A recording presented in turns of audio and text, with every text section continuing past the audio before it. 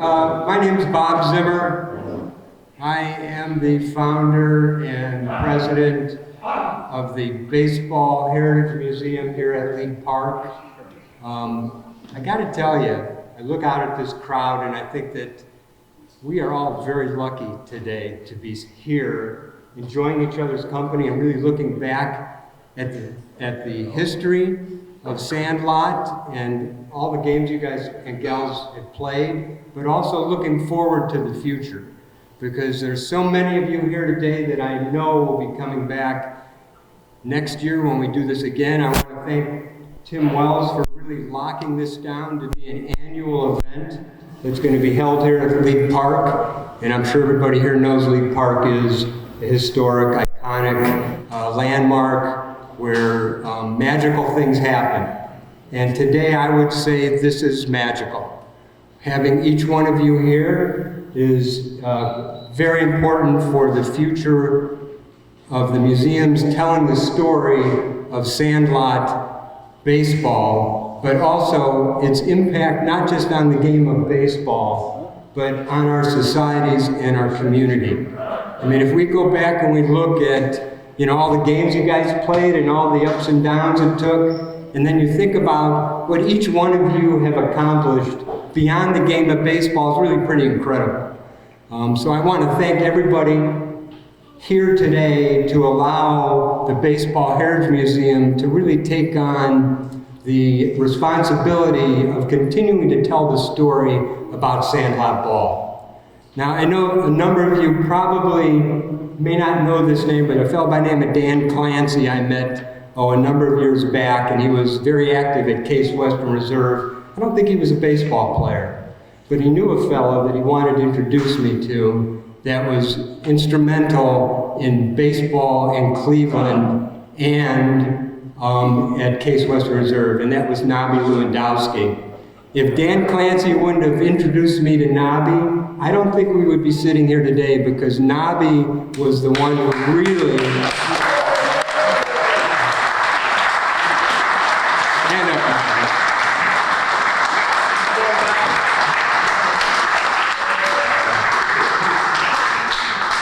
He is the one that really inspired the museum to really take a close look at Sandlot ball, to make sure that the history was somewhere where people could actually come and learn about it, but not just learn about the game of baseball, but be able to interact with everybody here. And hopefully we will continue this as we move forward down the road, and that you'll tell your stories to your kids and they'll tell them to their kids, but you'll always be able to come back here to League Park at the Baseball Heritage Museum. If you haven't been inside, you'll see that there is a wonderful exhibit that Ricardo Rodriguez has put together on Sandlot ball. So again, I want to welcome everybody. I don't want to take a lot of time because you guys have a full agenda, and I want to thank everybody again for coming. And welcome to the Baseball Heritage Museum at League Park. I'd like to take a moment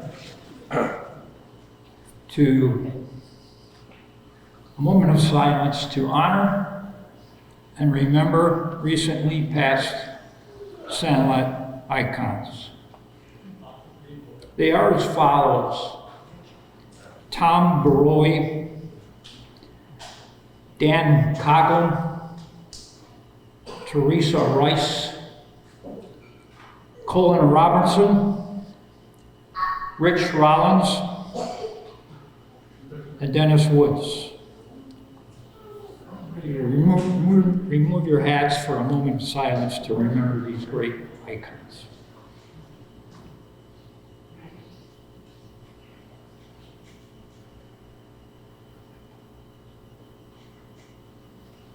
Thank you.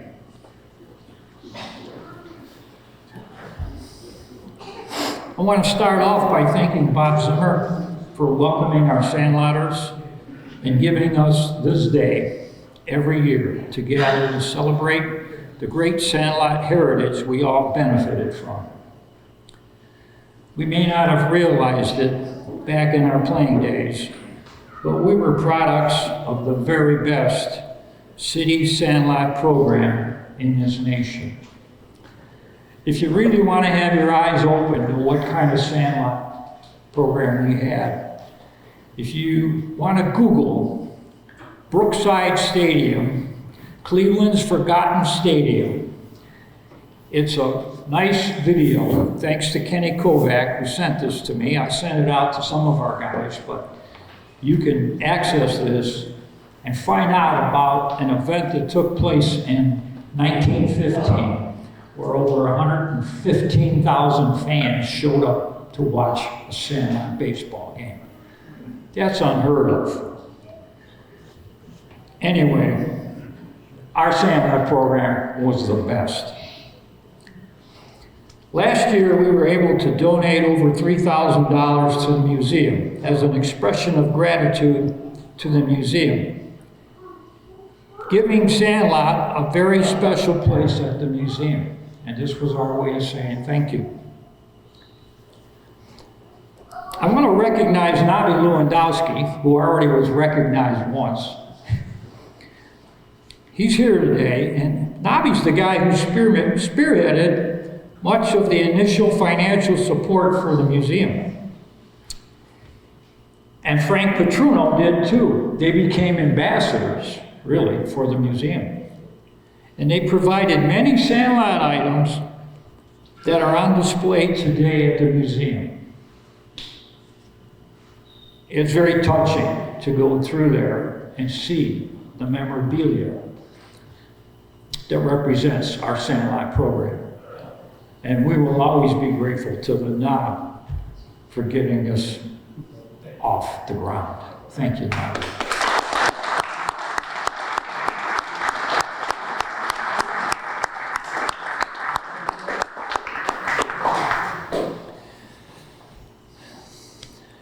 And Frank is the main person who is responsible for providing the enthusiasm and the energy for gathering us old-timers to celebrate our 20 days. He was off the charts when it came to enthusiasm for gathering our guys together, relentless.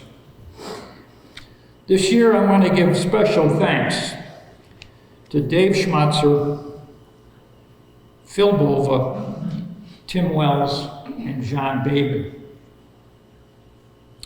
This past spring, I informed them that I was stepping away from organizing and planning the actual program on Sandlot Day. They all put their heads together to plan our program today. And they did an outstanding job, and you'll see why I say that. Dave Schmatzer is a master of getting the word out to so many of his fellow Sandlotters and followers. His enthusiasm and pride in his Sandlot days is, as he would say, above the broom. And it's very contagious. I'm grateful to this reunion for giving me the opportunity to get to know and work with this special man. Special.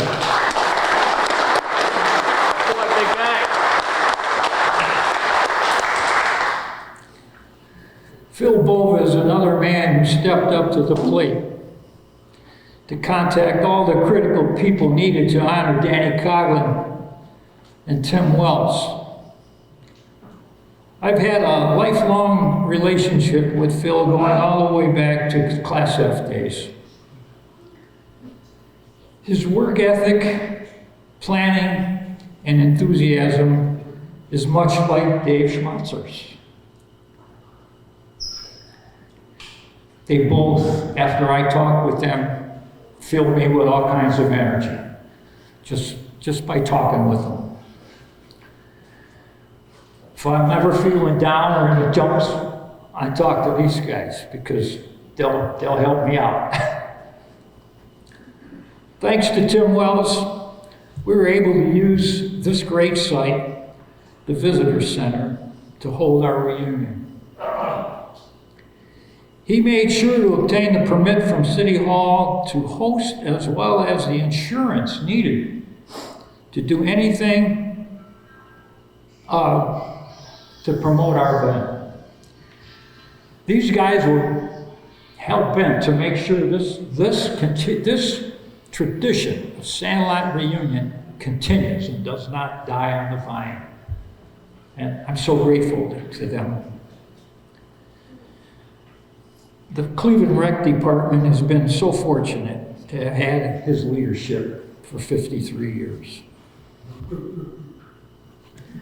Let's give both of these guys a hand.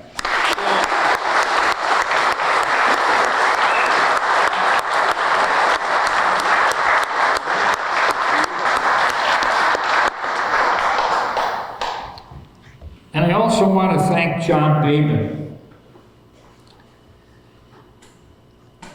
the creator of this outstanding program, who does it for us every year. And he never asks for a penny. His program represents a piece of our yearly historical gatherings, and I have copies of them since we started our reunions. And I'm pretty sure Carlo Rodriguez, the curator of the museum, has copies on display of John's programs. I have told John his program addition to our reunions is like the carpeting and the landscaping of building a new house. If you've built a new house, you know what I'm talking about. Before I end my slot on the program, I'm going to draw your attention to the back of our program, where there is a listing of thank yous to all those who contributed to making today possible. And John Baben put that list together. And I am sincerely grateful to each and every one of you. John, where are you? There you are, John. Thank you, John.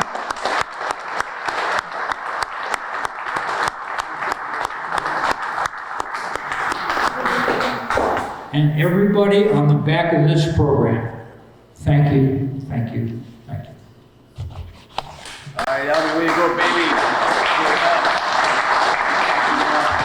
Good afternoon, everybody. Thank you for having all of us up here today to take part in such a wonderful event. I am Carmen Angelo from News Radio WTAM 1100 and iHeartMedia in Cleveland.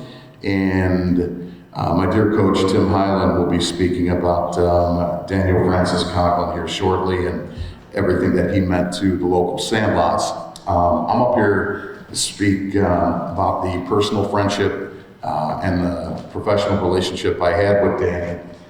I was very fortunate that right after college, I was brought on by Mr. Modell to produce the Cleveland Browns radio network, whether it was training camp, preseason games, or regular season games. And the crew that I had the opportunity to work with included Danny, Casey Coleman, Nev Chandler, Doug Deacon. Gosh, who else was on that crew? But I'll tell you, as a 22-year-old kid, fresh out of school, to hang out with Daniel pretty much every single day, especially Wednesdays. Wednesdays is always the big day in any NFL week. You've got the conference call with the opposing head coach, the conference call with the best player or the most notable player on the opposing team. And Danny and I were basically joined at the hip for 4 years while my company, Mallright Communications and Milk Malts, had the broadcast rights. And Danny, we'd get together every single day. We'd be out at Berea. And Wednesdays were tough, but they were a blast.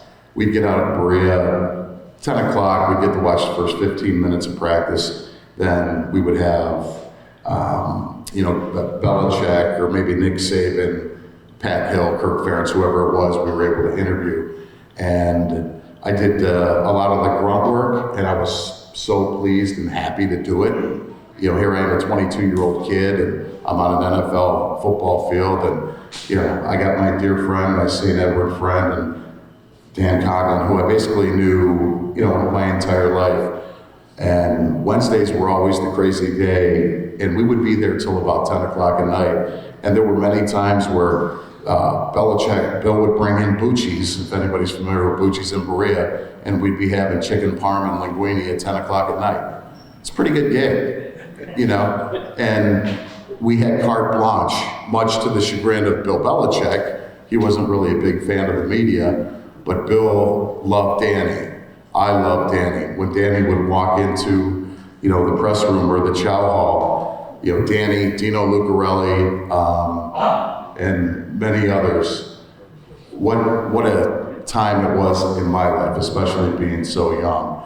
And Sunday mornings, Joe, Mike, Mary, they recall, I would pull down West Haven at about 8:30 in the morning and scoop up Pops. And Maddie would offer me a cup of coffee, and we would sit there for about 15 minutes. But before we left, Mary Coughlin had to sit behind the piano and play me a tune. If you guys recall, do you remember that? Danny would make your sister play me something before we left for the yard. So, how blessed and truly favored and honored was I to be part of that and to call Daniel Francis Coughlin a friend. Thank you so much.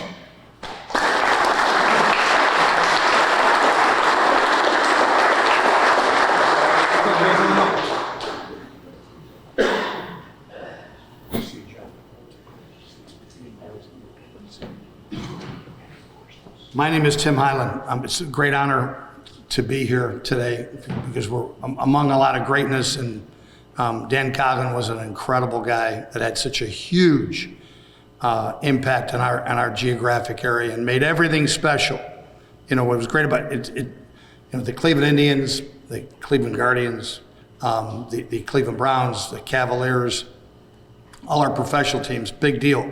Dan made Sandlot baseball for kids a huge deal. He made Sandlot baseball. That great. It was the Cleveland league you guys played in with AAA? AAA, right? AAA. AAA. Pardon me for Cleveland Plain Dealers. Yeah, as we all know, on Thursdays in the Plain Dealer Sports page was incredible. Thursdays they covered Sandlot baseball, and they went from AAA all the way down to Little League. And what it did is it got everybody excited. And everybody looked up their batting averages, and it was covered just like a major league edition. So, I'm among greatness here. I got one of my great idols, Phil Bova here, who was a great player, great coach, great teacher. Camps taught more kids how to play baseball. Umpires, which as we know, umpires are in shortage these days. Phil ran an incredible umpire camp. Whatever he did, it was first class. Also Dave Ford, and I'm leaving some people out, but there's so many great players here. One of my heroes, Dave Ubel, who was not only a university school, Duke, and then played amateur baseball at a high level. And like I said, we have so many great players. But let me get down to the topic real quick, because I know we've got a very large agenda in front of us.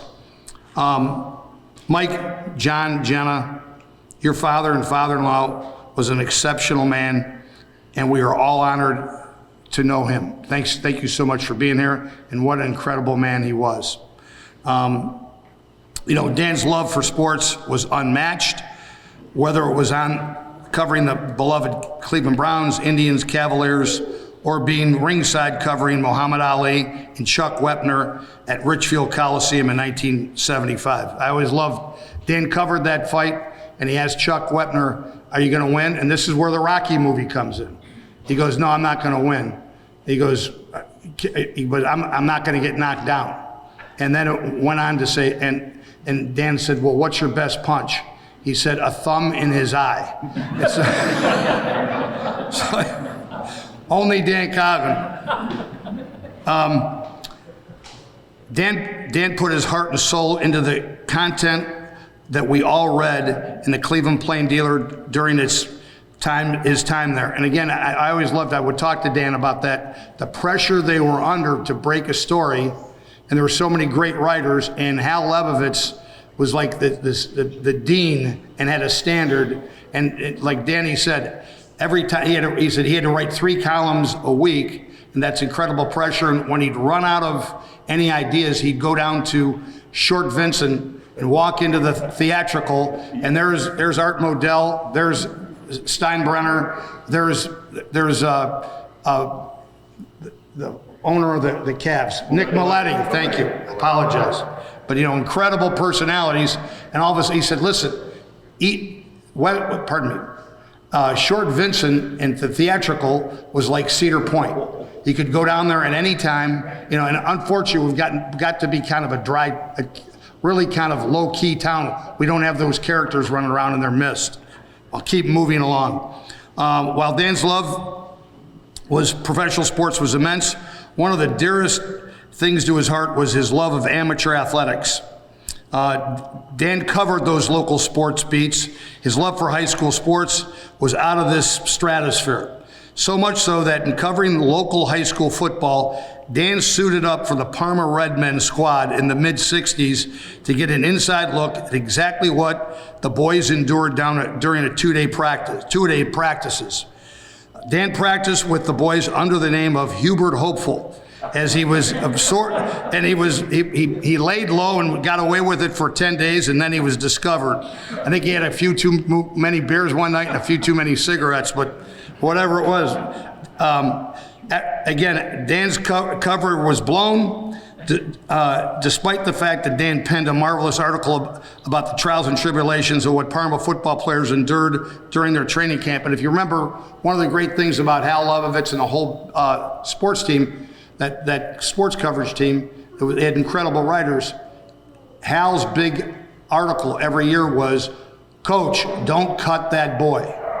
If you remember that. And what that did was, I mean, we unfortunately, we don't have that problem, okay? But we had the baby boomers and all the kids involved, and how important it was and how it shaped everybody's culture and commitment and what we all learned. It was, the old sizzle was the football.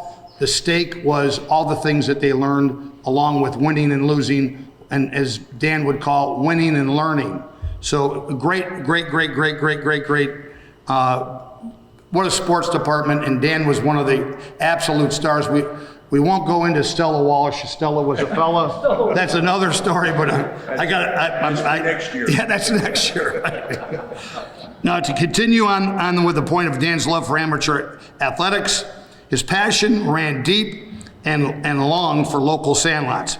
It was not out of the ordinary for Dan to show it up at Edgewater Park or Brookside Park to cover the old Class B League and PD AAA. The amount of local talent in this area produced on the Sandlots was second to none, and Danny wanted to make sure that these young men got their publicity they deserved. Many of these contests drew thousands of people on warm, steamy, hot summer nights in Cleveland. Danny loved covering these men because of their love for the game. They said Danny had the joy to write about such local Sandlot stars, including the likes of Rich Rollins, Ken Kravak, Dave Ford, Dave Hubel, and the list goes on, along obviously with Phil Bova. The likes of the young men by the name of, man by the name of Steve Stone from Lyndhurst and the Brush Arcs would also be a recipient of the Danny's praises in the local newspaper. Stone, as we all know, went on to the American League Cy Young Award with the Baltimore Orioles in 1980 by finishing the year with a sterling 25-7 record. And that was an incredible baseball team. You had Brooks Robinson, you had Frank Robinson, you had Dave Palmer, Jim Palmer, excuse me. What a baseball team. And again, a local kid from Lyndhurst, unbelievable. Following his 10-year career league stint, he spent the nearly 5 years as a color commentator with the Chicago Cubs and White Sox. It was beyond neat that a man of Danny's once covered later became a journalistic colleague when Stone's playing days came to an end. A couple of young men from Solon also started for the local Sandlots, and they were obviously Sal and Chris Bando. Sal went on to win multiple World Series as member of those Oakland Athletic teams in the early 1970s, as we all remember what a great baseball team that was. His younger brother, Chris, ultimately found his way to the big leagues as a member of the hometown Cleveland Indians, along with Jerry Dybzinski, if you remember Jerry from Cathedral Latin in Collinwood. Incredible guy. Played a lot of years for the Chicago White Sox. And let's remember this, that great Sandlot teams was at Metro AC, and I just remember going to a lot of baseball games. I was a Cathedral Latin guy. We had a lot, they were all playing in that. We'd go watch. It was incredible baseball, but Rich Liskovic was the coach of the Gobosh team. And Rich taught math, calculus, at Arizona State, and he was the pipeline down to Arizona State. And those players, as we know, would go on to the major leagues, many of them.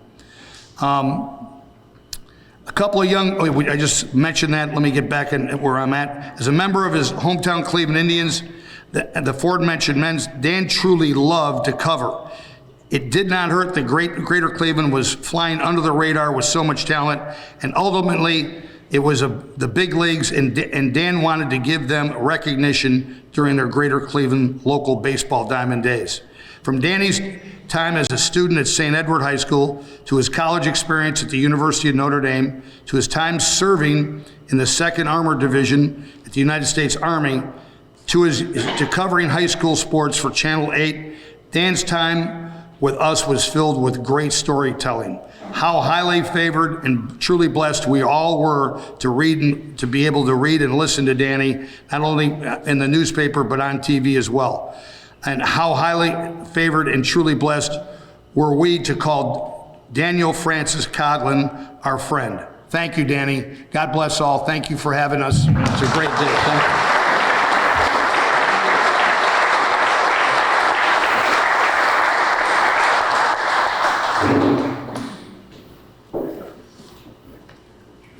At this time, we are going to offer some recognitions to Danny's family, and if we could have John, Mike, Gina, and all the grandkids come on up. We have some special items for you.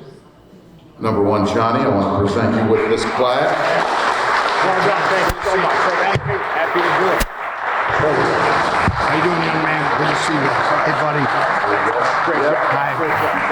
Thanks. And we also have these specific jerseys which were made and offered as a gift to the Coughlin family from St. Edward High School and St. Edward High School Athletic Director Pete Taylor.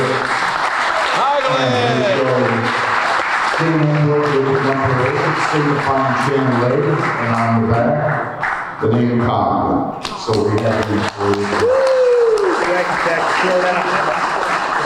Thank you so much, Coach. I think those are going to fit.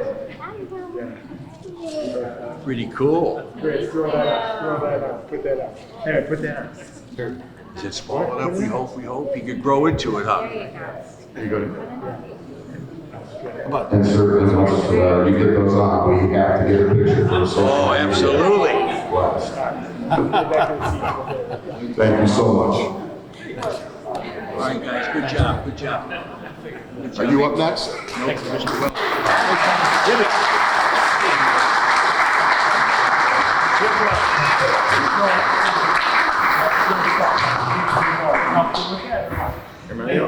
Mr. Sponsor.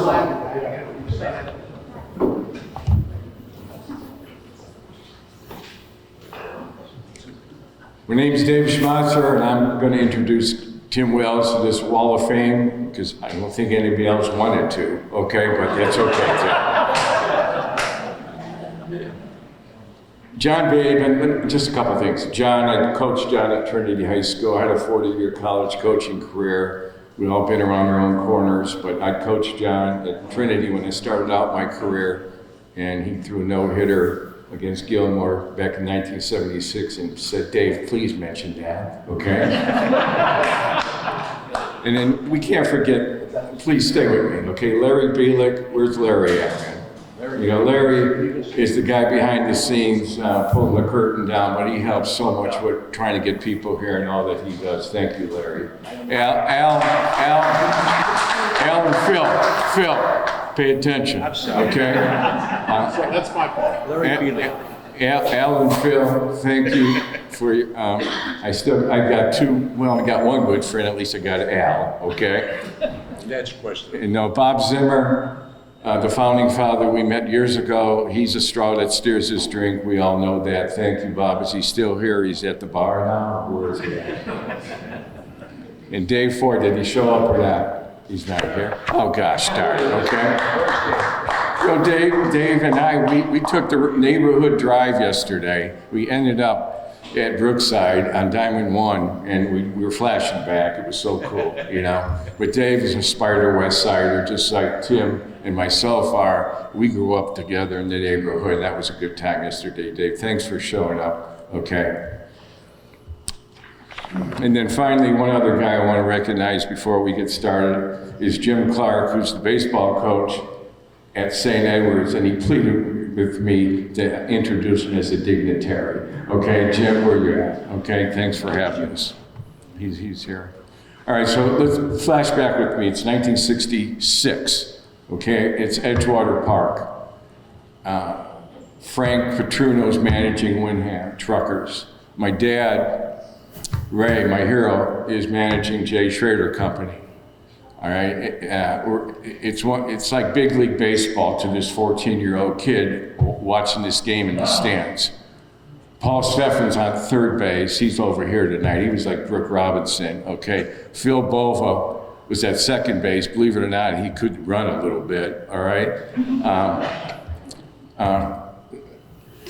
Al's in right field. It's amazing. Steve Stone is pitching, but Nobby's not pitching today, but he'll get the next game. It was like the 1927 New York Yankees, okay? These guys were so good.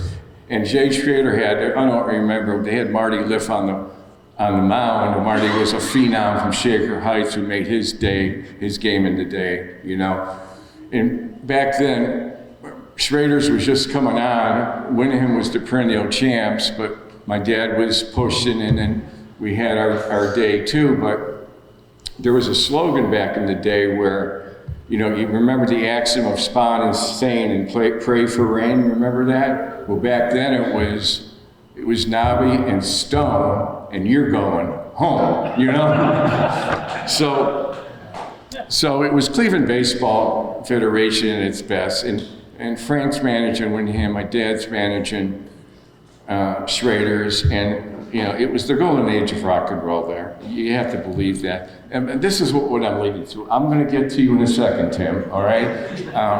But Danny Coughlin, little did I know, at 66, he started scribing for the Plain Dealer in 64, okay? So he's got his pen and paper, and I'm going, who's this guy? They actually following the game of baseball with these great athletes, known as the Wyndham Truckers and the Jay Schraders.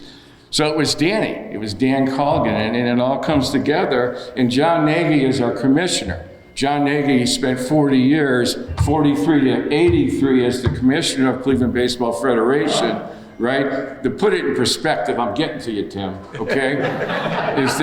is that John Nagy served 40 years, Tim served 53 years, but really he served 64 years because he started this Cleveland baseball trek, okay, in 1971 as the Big F manager for the Lowensteins down at Brookside Park. Would you give him a hand, okay?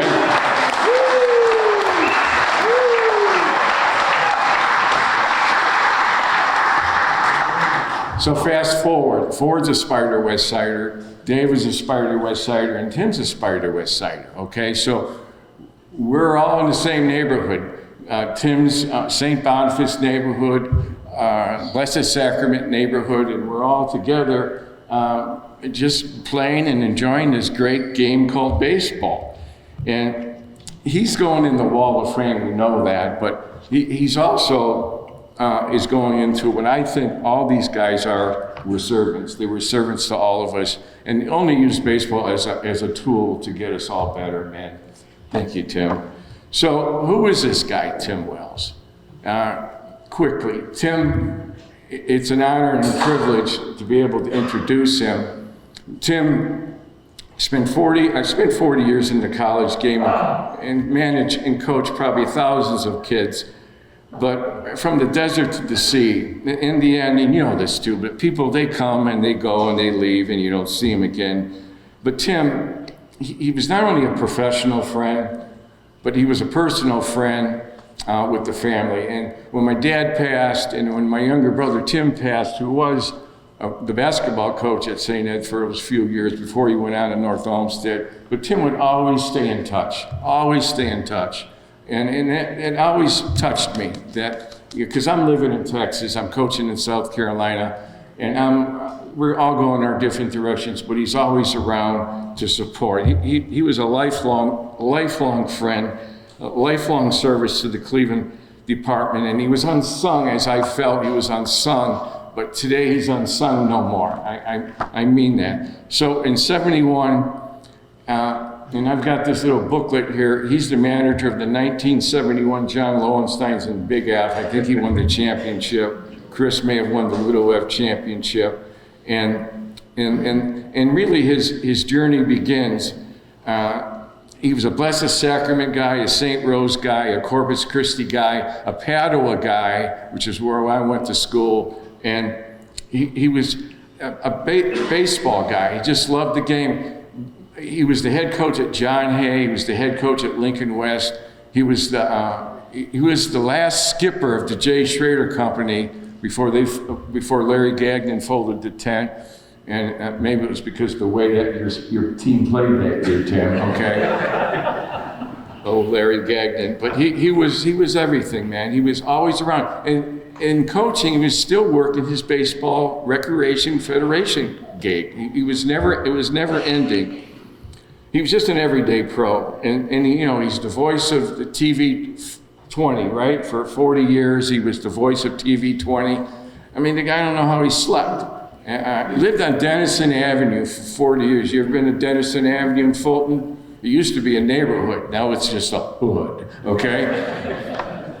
And awards, I'm almost done. Awards, I'm not going to go over those, but outstanding this, outstanding that, Employee of the Year, Employee of the Month, and just recently was awarded or recognized by the Cleveland Guardians, Cleveland Indians, as a lifelong community member. Tim, you're the best. 53 years of service, but I really counted as 64 when you started with this thing. And I've got the ball so you can have it, Tim, all right? But, through all of this, I'm almost done. His biggest achievement, just like Dan Coughlin's biggest achievement was his faith, all right, and his family. In the end, we all use this base game of baseball as a tool to get other kids from one side of the river to the other side of the river, I'm hoping, and in between is this little called life. But Tim was a lifelong family member. His brother Paul, raise your hand, okay? He's here, let's give him a little hand. His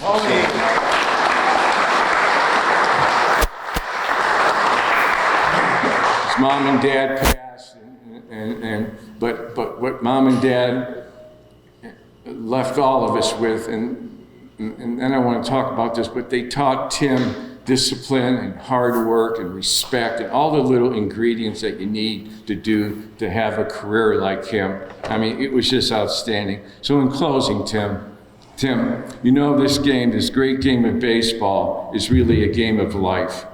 And all of us, coaches, players, all these ball players here, we all become old. It sucks, I mean, I couldn't believe I haven't been here in 2 years, and some of you guys have really aged, okay? Still feel young, so Tim began to, time fades away. It's called father time. The sand runs out of the Sandlot hourglass. But today, Tim, it doesn't end. Today is never ending, Tim. Today, the induction is everlasting. It'll be internal, and the saints go marching on, Tim. And like Frank Petruno, and like John Nagy, and like Gary and Rich Rollins and Dan Coughlin and my dad Ray, the saints go marching on. And today, Tim, we anoint you the saint the sainthood of Cleveland Sandlot baseball. And today, from here on in, Tim, you're not known as Coach Tim. You're not going to be known as Mr. Tim. You're going to be known as Saint Tim, okay? Just like the rest of us.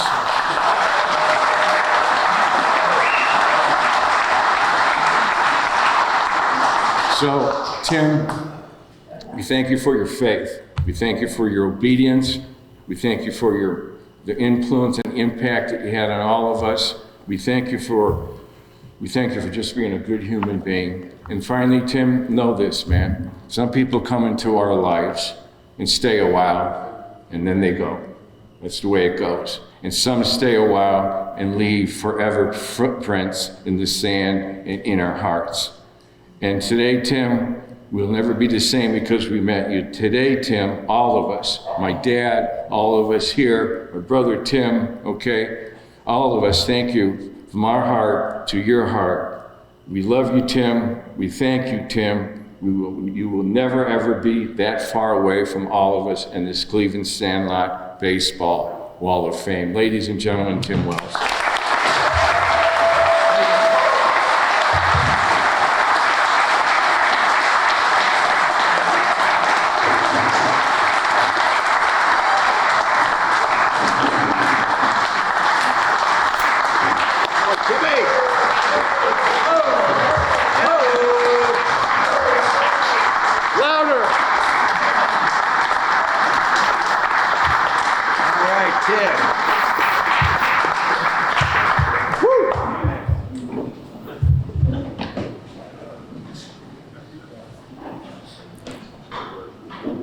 You know, Schmutz, I'm not going to make through this. So I'm not going to make it on all things. Tim, thank you for everything, buddy. You're the best. Thank you to the members who nominated me for this award. I was blessed to have so much support in my journey with Sandlot Baseball. Many of you are here today. Please, for the special people that came here for me, do me a favor. Raise your hands and be recognized because you are part of my success in this journey. And I want to personally thank you for that. It all began for me when I was 13 years old. Didn't even know what sports was at the time. I began playing youth baseball for the first time at Brookside Park. I spent numerous hours in Mr. Ray Schmatzer's house. He taught me so much about baseball, which the Schmatzer family will always have a special place in my heart. Dave, thank you. It was a joy watching you play for your dad's Jay Schrader teams. The only game I was confused was a guy they had playing third base, Bill Kramer. And I'm watching him, he makes an error. And he makes another error, all in the same inning. Then I hear Ray yell, recover. Then he made 4 more errors and 4 more recovers. I was gonna ask, what's the next word? I even remember Dave Ford.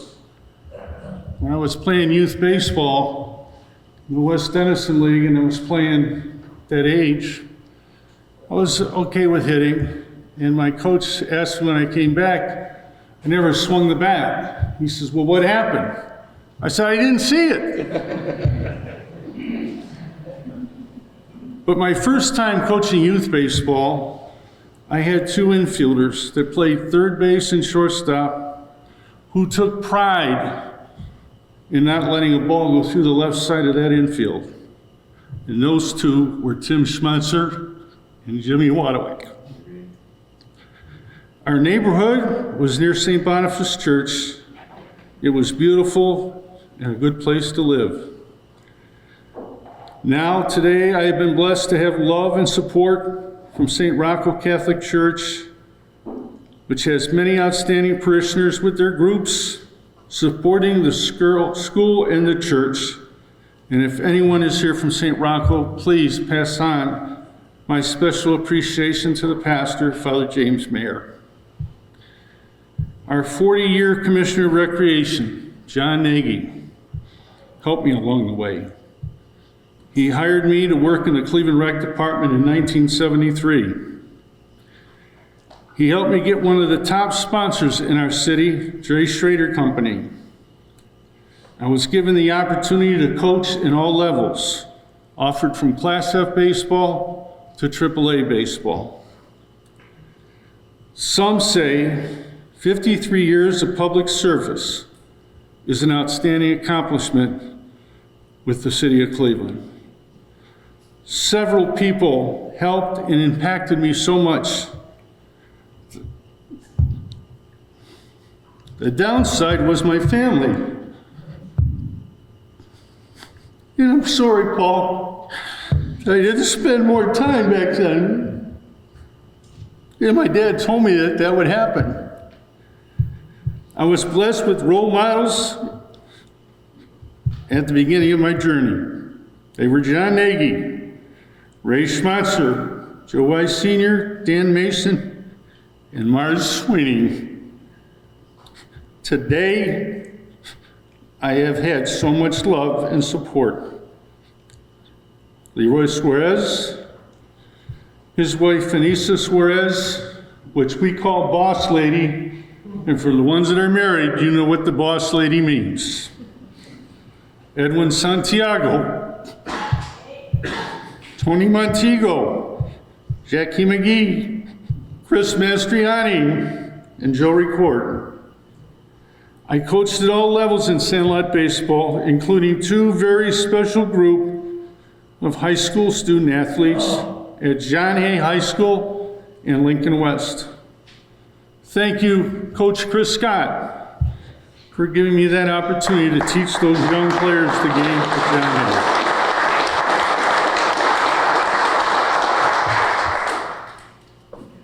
Now, I was a prankster in baseball. And I wanted the game to be fun. And when I was at Clark Rec, and Sam and Monica don't use this ever, I took our youth development one summer and I gave them all a tomato. I gave them white medical tape with a red marker. I said, your project is to come up and show me the best baseball you can. And I think I gave the kid $1 who won. And yes, I did. I put a tomato baseball in the game.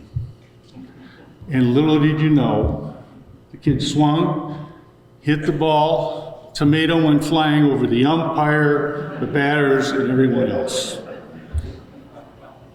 I even told kids, go get the left-handed bat. I was at Lincoln West. I sent him up to the AD, told him I need the left-handed bat. The AD sent him down to some room where there was nothing. He comes back up, and he said, the AD says, well, if you can get him a left-handed base, he'll get you the bat. I also had told kid to go get me the keys to the batter's box. And he was a kid that where the guy, his father was the Brunswick head coach, and he's sitting there trying to find these keys, and he's like, you know, there is no keys. I also was given an opportunity, and first of all, Steve, can you just raise your hand, please, to be recognized? He will verify this. Steve called me up one day, and I coached his sons earlier and said, hey, can you help me with these kids out in Brunswick? So I'm thinking, oh boy, what are we in for? But anyway, first day of practice, just like everybody else, the kids warm up in the outfield. This kid pulls up in a car. His mom's wasn't the driver. And he's got his hat on backwards, and he's smoking a cigarette. I said, oh, are we in trouble? Comes over to the field. And the first thing I said to him, you must be the catcher. And he looked at Steve, and Steve says, well, if you're not the catcher, I'd put the hat on right. And I says, I don't ever see you with a cigarette, and we'll talk about that later. But also, another thing that happened, was I'm sitting at a game, and you know, kids back then wore the white baseball pants. It might be gray. We're in about the 4th inning, and I look over, and half the players look like they're bleeding with all this redness on their pants. Here, one of the parents decided to give them cherries. They didn't eat the cherries. All over the pants. Do you know who the parent was? It was Steve's wife. Nice going, buddy. We were blessed to have some great umpires who understood that it was always about young people and preparing them for their future lives. We just lost one of those special umpires on July 14th. He was the president of the Greater Cleveland Umpires, Mr. Colin Robertson. And he had a tough life. In fact, he was a graduate of Boys Town, that's in Nebraska. One of our best kept secrets in our city is about our Cleveland Guardians organization. Raphael, not a hand, raise, please stand up for a minute behind. Raphael Collins from the Cleveland Guardians front office.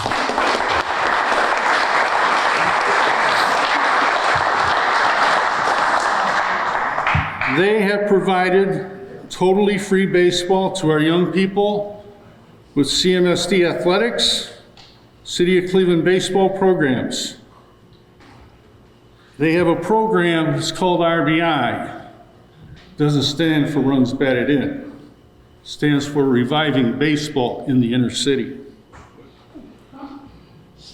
That program has provided life lessons, opportunities to travel, again, totally free. Raphael, I would ask that when you go back, please thank Mr. Dolan for what he has done for our kids in Cleveland. Another best kept secret in our city is a little place I go to. It's called City Diner. Two of them are here today. I would ask that you guys raise your hand. Adam, Clay. This place is filled with love, great service, and food. In fact, it's run by a family, and one of the brothers decided he wanted to become a Cleveland police officer. Ladies and gentlemen, he's a graduate now of the Cleveland Police Department, and I want to thank you, Adam, for what you do for us.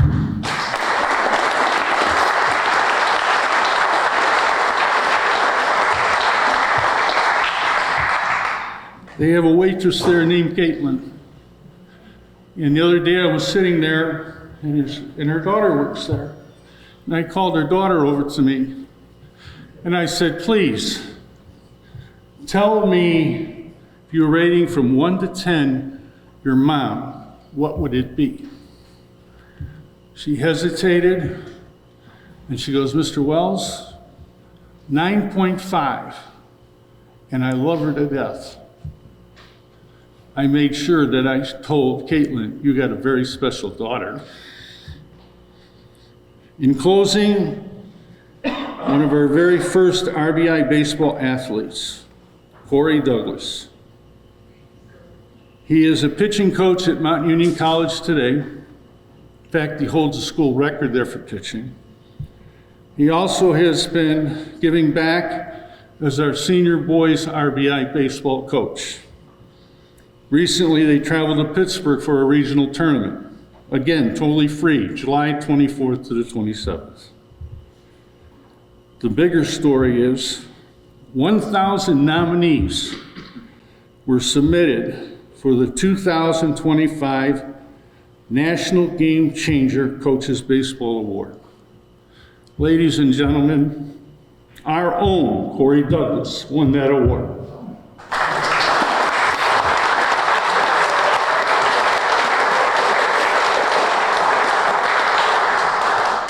So the best gift for me is always and will always be giving back and preparing our youth for tomorrow.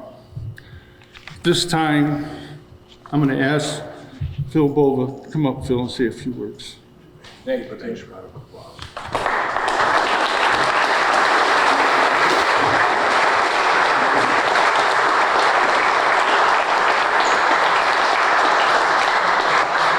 On the count of three, I want you to all applaud. 1, 2, 3.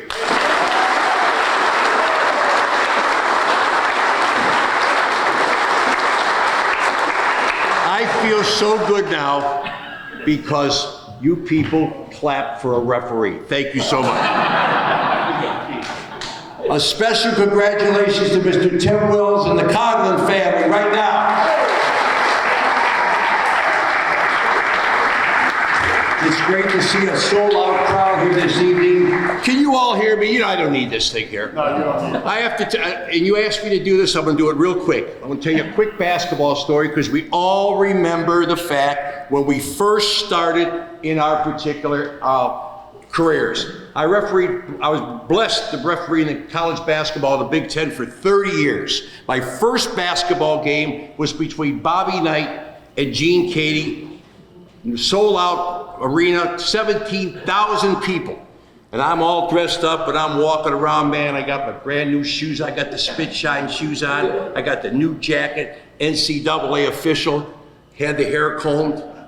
Had the spray going. Had the whistle going. The woman walks up to me, she goes, "You the referee for today's game?" I says, "You bet I am." She says, "You nervous?" I says, "No, I'm not nervous. I'm not at all." She goes, "You know, you have 2 Hall of Fame coaches out here. Gene Cady, Bobby Knight, 17,000. The winner of this ball game goes out of the Big Ten championships. You do know that, don't you? Eventually up to the Big Ten champion." I says, "You do?" "Right, I do." She says, "You sure you're not nervous?" I said, "Why do you keep asking me that?" She says, "Because you're in the women's restroom." And I got another story I gotta tell you. Your father over here. I'm a college basketball official my whole life. All I did for all 44 years is not let people break the rules. John, we had a major league baseball game, amateur baseball game. The winner goes to Battle Creek. I'm playing for Webbs. Long story short, I'm barred for life by the Lakewood Athletic Association. And Joe Bunyak called me out, God rest your soul, at third base, and I was safe. And Dan Coughlin says I was out because he wrote the article. But I love him to this day. Your father was a wonderful man. He made a complete wonderful difference in all our lives. Let's give him a nice round of applause for that.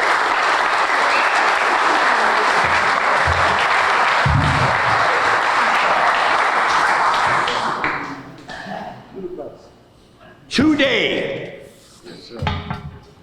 I have the distinct honor and incredible joy of recognizing a guy I've loved since I was 14 years old, and I met him at Brookside Park. His name is Al Drews. And he's got the W on there, the W for Wenhams, Western Michigan, and the West High Cowboys, baby. Let's hear it again. Woo! All right. This is a man who made an impact on the field, in my case, all the way back on the dance floor 58 years ago at my wedding. How about that? I've been married 59 years. How about it? Donna Bova, raise your hand. Hell of a nice girl, my 5th wife. She's a good woman. 59 years we've been married, and Al Drews was in my wedding party. We'll talk about that later. Now, he thought for sure he was going to come here today, say a few words, and eat all of Angelina's Italian sausage and the meatballs. And she says he's out, by the way. She's ran out. But anyhow, I got to read this bio, because he said, make sure if you talk about me, read my bio. So I'm going to do this. This guy was an all-Ohio catcher, West High School, football, basketball, baseball captain. He's got a scholarship to Western Michigan, all all Mid-American. 32-0 for all the years he played college baseball. No school, no college can make that agreement that they've done this. He's done a phenomenal job at the collegiate level. He played 11 years at Cleveland Sandlot baseball, beginning with Rosa Blues and finished with the Wenham Truckers. He was the legendary Dick Zunt. How many remember Dick Zunt? Wonderful guy, God rest his soul. He says that Al Drews was the best defensive player ever in AAA baseball. I don't know about that. He was a handball player. Mind you, he kept in great shape. Now today he walks, he gives you the limp over here, see? Remember the rifleman? Remember Chester? That's who you remind me of today. He's in better shape at 82 years old than anybody will ever be in his life. God bless you. But anyhow, handball champion. In 1972, he won the national doubles championship with the great, God rest his soul, Ken Fusselman from Warren, Ohio. This gentleman, Al Drews, was inducted into the Ohio Handball Hall of Fame in 1991. He started his baseball educational career at Cleveland West High School, where we taught biology from 1964 to 1970. He was an educator and a guidance counselor and finished his career at Euclid High School. And in 1987, he was Teacher of the Year. He serves as a chairman and historian for the biennial West High Sports Reunion for 2 decades. He's also the West High alumni representative for the Cleveland Metropolitan School District in our great city of Cleveland.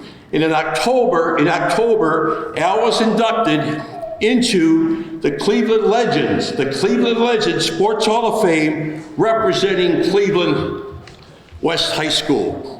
So congratulations to you, my friend. Anybody got? Want me to say any more? Okay. All right, I got to tell you this. I used to love to watch him take batting practice. He was so fluid. He struck out a lot in batting practice, but back then, we only hit off the tee. This guy in defense couldn't catch a cold, couldn't hit the broadside of a barn, could not hit the cutoff man. Every time he threw the ball, 8 out of 10, he missed the cutoff man. But what do we say about our boy Dick Zunt? He says you were the best, and you certainly were. You were not the fastest, you were not the fanciest, and certainly not the cleanest. I think his glove probably had more dirt in it than Brookside Park. But always the guy that you wanted to be on at the plate when the game was on the line. The one who never let you forget to have fun in doing it. This is the guy who you would bring home with a winning run at the base when he was at the plate. This guy hit the ball all over the place. This was our Stephen Kwan before Stephen Kwan was Stephen Kwan. This guy covered it all. Al was the teammate who picked you up literally and emotionally. The kind of guy who would bust your hump, then buy you a beer moments later. But most importantly, the kind of friend who shows up on the field, in life, and thank God at my wedding. Now that day, November 19th, 1966, he was dressed in a shirt and a tie. Now he borrowed a suit from the guy next door that used to live next door to me. The beauty part of it is I gave that guy his telephone number and you hung up on him 3 times last week. Give him back the suit. For Christ's sake, geez.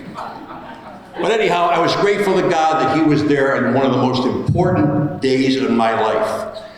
Cleveland Sandlot Baseball, you mentioned it, Carm. Our Cleveland Sandlot Baseball program wasn't just good. We were the best in the United States, bar none. Over 31 major league players. And you talk about the Ken McBrides, you talk about the Steve Stones, the Fords, great players, just to name a few. Think about the semi-pro players that's sitting here today, and guys like Al Drews that should have gotten an opportunity to play pro ball but didn't. But he still touched outstanding things off and on the field.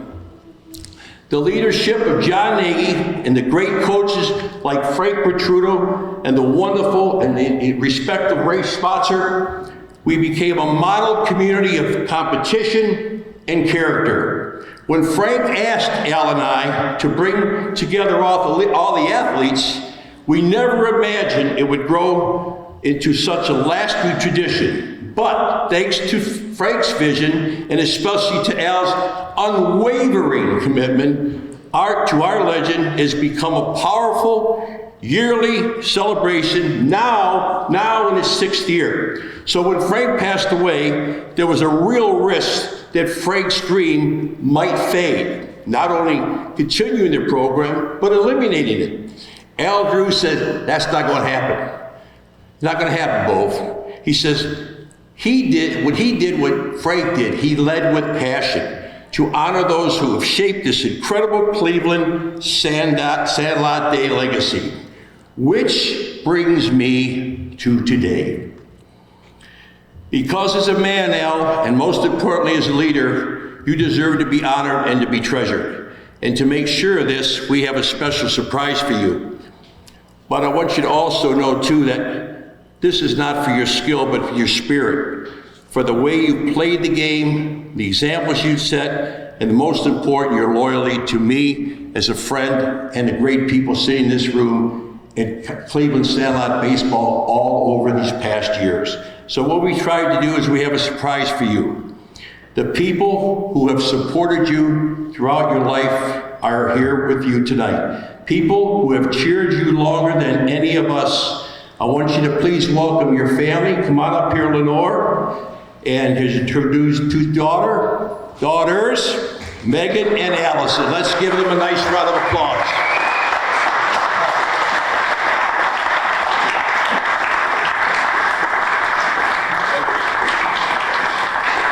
Congratulations, my friend. You've earned this day every inning, every bruise, countless city practices at Edgewater Park, and every beer shared after all our wins, and we won a lot, baby. We love you, buddy. Al Drews, ladies and gentlemen.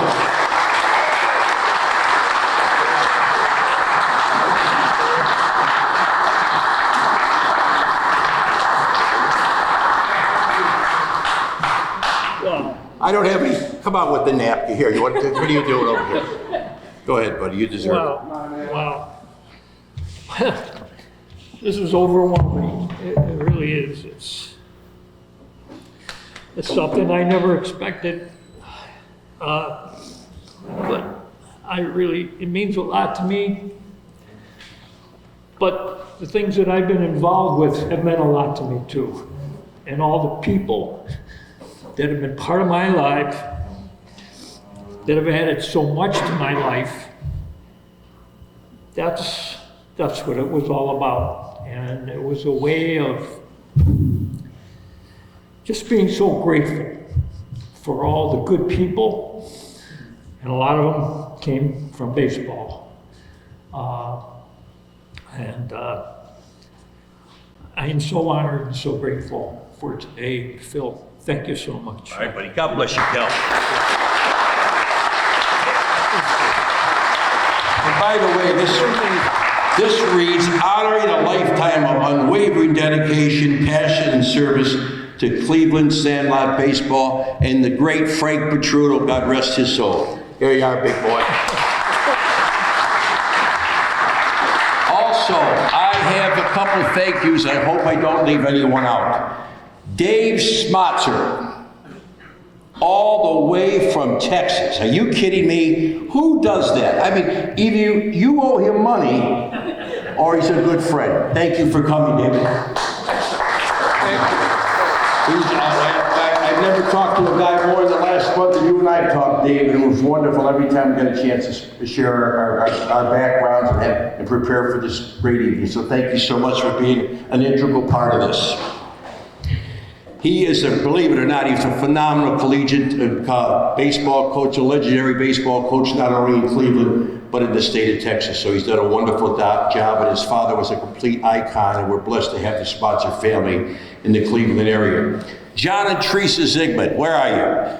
Raise your hands. They come in from all the way from Chicago every single year. John is a great baseball player for one of the Truckers and his beautiful wife. Thank you so much. Also, Pete Kaler and TJ Gallagher from the St. Edward Athletic Department. They did a wonderful job for providing the jerseys for the Coughlin family, and I want to publicly thank them. John, where's John Bader? Where's John? Raise your hand. John, you're taking pictures, right? Do you have any film in that camera? Attaboy. Seriously, you do a phenomenal job. The program that he provided for you today, all for the last 6 years, we can't thank you enough for your kindness and your professionalism. Outstanding. So I want to publicly thank you for that. Carmen Angelo, WTAM. Give him a nice round of applause. We're proud to listen to him every afternoon on WTAM. He's a great friend. We go back a long way. I had the opportunity to coach him for many years.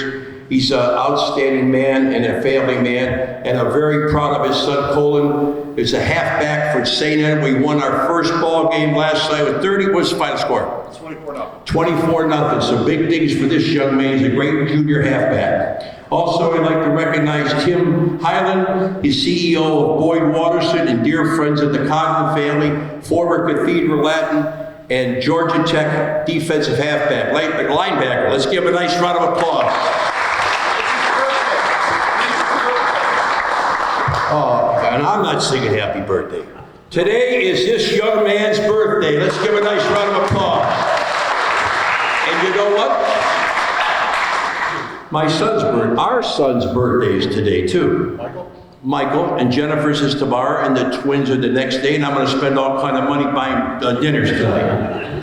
And also want to thank Bob Zimmer and Ricardo Rodriguez for the Heritage Hall of Fame. We, ladies and gentlemen, have a treasure. We have a treasure here at League Park. Many, many people who are not in the baseball community do not understand what we have here. I'm a bowler. Over on the west side of Cleveland, Roll House Bowling used to be Buckeye Lanes. The greatest bowlers in the world walk through that door. The greatest baseball players have played right over here and right back over there. They have the artifacts of these people. And thank God for Nabi Lewandowski and his kindness and the fact that we are now able to promote amateur baseball. And we are and will always be the best in the United States because of these wonderful people. I want to take this opportunity to thank you all for your kindness, your professionalism, and we're grateful to God that you're here. God willing, we can be here again next year. Congratulations to Tim Wells, Dan Coughlin, and Al Drews. Thank you very much.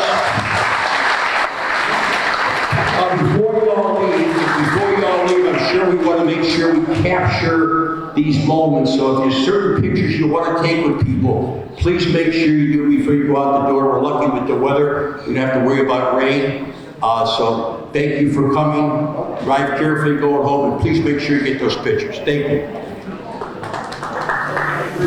you.